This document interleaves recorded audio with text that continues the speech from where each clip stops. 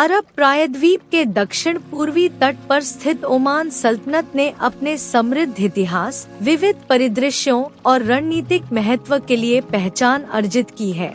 Saudi अरब, संयुक्त अरब अमीरात और यमन से घिरा ओमान अरब सागर और ओमान की खाड़ी के साथ एक विस्तृत तटरेखा का भी आनंद लेता है। विशाल रेगिस्तानों से लेकर हरी भरी घाटियों और ऊंची पर्वत श्रृंखलाओं तक अपनी विविध स्थलाकृति के लिए जाना जाने वाला ओमान एक अनूठी सांस्कृतिक और ऐतिहासिक कथा प्रस्तुत करता है, जो आधुनिकता के गतिशील विकास के साथ परंपरा को मिलाता है। ओमान का भूगोल उल्लेखनीय रूप से विविध है। उत्तरी तटरेखा के समानांतर चलने वाले हजर पर्वत सबसे प्रमुख भौगोलिक विशेषताओं में से एक है। ये ऊबड़-खाबड़ पहाड़ नाटकीय दृश्य प्रस्तुत करते हैं और कई वादियों और छोटे गांवों का घर है। दक्षिण में ढोफर क्षेत्र, विशेष रूप से सलाला शहर, मानसून के मौसम से प्रभावित एक अद्वितीय सूक्ष्म जलवायु का आनंद लेता है, जो इसे गर्मियों के महीनों के दौरान हरा भरा बनाता है, जो देश के अधिकांश हिस्सों में अन्यथा शुष्क परिस्थितियों के विपरीत है।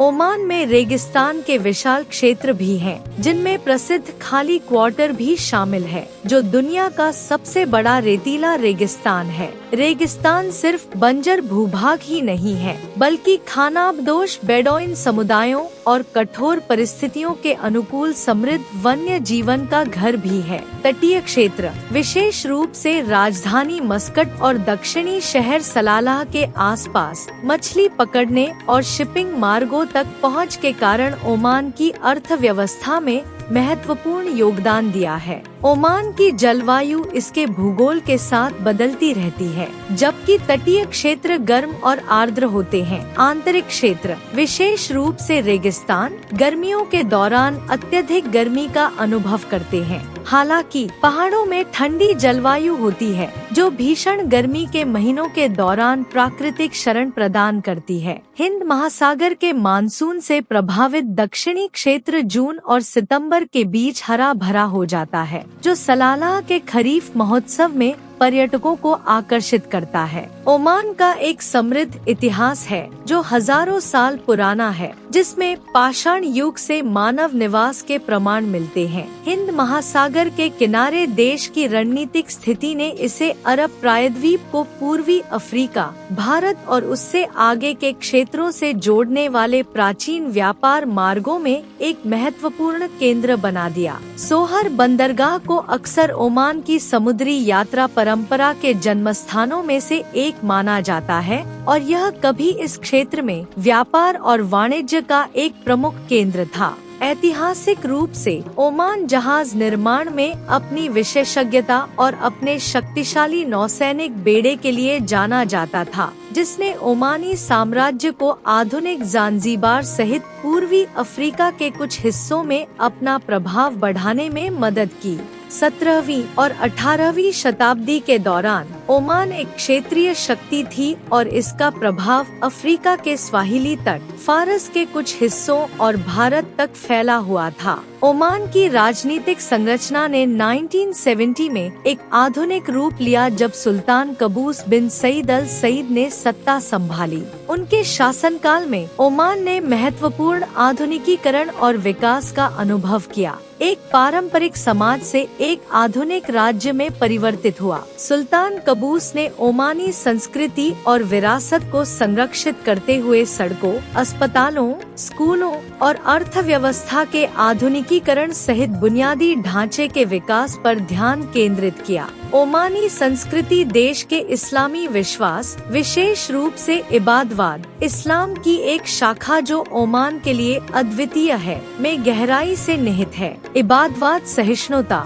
समानता और इस्लामी शिक्षाओं की उदार व्याख्या पर जोर देता है। ओमानी समाज अपने आतिथ्य और समुदाय की मजबूत भावना के लिए जाना जाता है, जिसमें परिवार सामाजिक जीवन में केंद्रीय भूमिका निभाता है। देश के पारंपरिक शिल्प, जिसमें चांदी का काम, मिट्टी के बर्तन और बुनाई शामिल हैं, अभी भी अत्यधिक मूल्यवान और संरक्षित हैं। कई कारीगर पीढ़ियों से चली आ रही सदियों पुरानी विधियों को जारी रखते हैं। ओमान अपने लोबान के लिए भी प्रसिद्ध है। विशेष रूप से ढोफर क्षेत्र से सुगंधित राल का व्यापार सहस्राब्दियों से किया जाता रहा है और एक समय सोने से भी अधिक मूल्यवान था। ओमान का संगीत और नृत्य इसकी सांस्कृतिक पहचान का अभिन्न अंग है। पारंपरिक प्रदर्शनों में अक्सर ड्रम, डफ और तार वाले वाद्य यंत्र शामिल होते हैं। राष्ट्रीय समारोहों और त्योहारों के दौरान किए जाने वाले लीवा और रजा नृत्य विशेष रूप से लोकप्रिय हैं। कविता, विशेष रूप से अरबी में, ओमानी संस्कृति में एक विशेष स्थान रखती है, जिसमें कई ओमानियों ने इस कला रूप में उत्कृष्टता हासिल की है। ओमानी पारंपरिक कपड़े पहनते हैं, जिसमें पुरुष आम तौर पर डिशदाशा, एक लंबा लबादा और कुम्मा पहनते हैं। महिलाएं अक्सर ओमान के विभिन्न क्षेत्रों को दर्शाते हुए विभिन्न शैलियों के साथ जीवंत कपड़े पहनती हैं, जबकि ओमानियों को अपनी विरासत पर गर्व है। देश ने आधुनिकीकरण को अपनाया है, जिससे यह परंपरा और समकालीन जीवन का एक आकर्षक मिश्रण बन गया है। ओमान की अर्थव्यवस्था पारंपरिक रूप से तेल पर निर्भर रही है, जो 20वीं सदी के मध्य में इसकी खोज के बाद से विकास का मुख्य चालक रहा है। हालांकि हाल के वर्षों में सरकार ने अपनी विजन 2040 रणनीति के हिस्से के रूप में अर्थव्यवस्था में विविधता लाने के लिए महत्वपूर्ण प्रयास किए हैं, जिसका उद्देश्य तेल राजस्व पर निर्भरता को कम करना है। पर्यटन, रसद, विनिर्माण और मत्स्य पालन को भविष्य के विकास के लिए प्रमुख क्षेत्रों के रूप में पहचाना गया है। देश के पर्यटन उद्योग में महत्वपूर्ण निवेश और वृद्धि देखी गई है। ओमान की प्राकृतिक सुंदरता, जिसमें इसके पहाड़, रेगिस्तान और समुद्र तट शामिल हैं, साथ ही इसके ऐतिहासिक स्थल जैसे कि किले और प्राचीन बस्तियां, इसे रोमांच और सांस्कृतिक अनुभव चाहने वाले पर्यटकों के लिए एक आकर्षक गंतव्य बनाती हैं। सरकार के सतत पर्यटन पर जोर ने आर्थिक विकास को बढ़ावा देते हुए देश के पर्यावरण को संरक्षित करने में मदद की है। पर्यटन के अलावा ओमान ने अपने रसद और शिपिंग उद्योगों को विकसित किया है। सलालाह का बंदरगाह क्षेत्र के सबसे बड़े गहरे पानी के बंदरगाहों में से एक, यूरोप, एशिया और अफ्रीका को जोड़ने वाला एक प्रमुख ट्रांसशिपमेंट हब बन गया है। ओमान की रणनीतिक स्थिति और बुनियादी ढांचे में निवेश ने वैश्विक व्यापार मार्गों में इसकी भूमिका को मजबूत किया है। पिछले कुछ दशकों में ओमान का विकास उल्लेखनीय रहा है। 2020 में सुल्तान कबूस के उत्तराधिकारी सुल्तान हैथम बिन तारिक अल सईद के नेतृत्व में सरकार ने ओमानी परंपराओं और मूल्यों को बनाए रखते हुए आधुनिकीकरण पर ध्यान केंद्रित करना जारी रखा है। शिक्षा, स्वास्थ्य सेवा और बुनियादी ढांचे के विकास को प्राथमिकता दी गई है, जिससे ओमानियों के जीवन की गुणवत्ता में सुधार हुआ है। राजधानी शहर मस्कट परंपरा और आधुनिकता के बीच संतुलन को दर्शाता है। यह शहर अपनी अच्छी तरह से संरक्षित वास्तुकला के लिए जाना जाता है, जिसमें सफेदी वाली इमारतें, मस्जिदें और किले हैं। साथ ही मॉल, लग्जरी होटल और हाईवे जैसे आधुनिक बुनियादी ढांचे भी हैं। दुनिया की सबसे बड़ी मस्जिदों में से एक सुल्तान कबूस ग्रैंड मस्जिद देश की आधुनिक इस्लामी पहचान का प्रतीक है। ओमान की राजनीतिक व्यवस्था एक निरंकुश राजशाही है, जिसमें सुल्तान के पास महत्वपूर्ण शक्ति होती है। हालांकि हाल के वर्षों में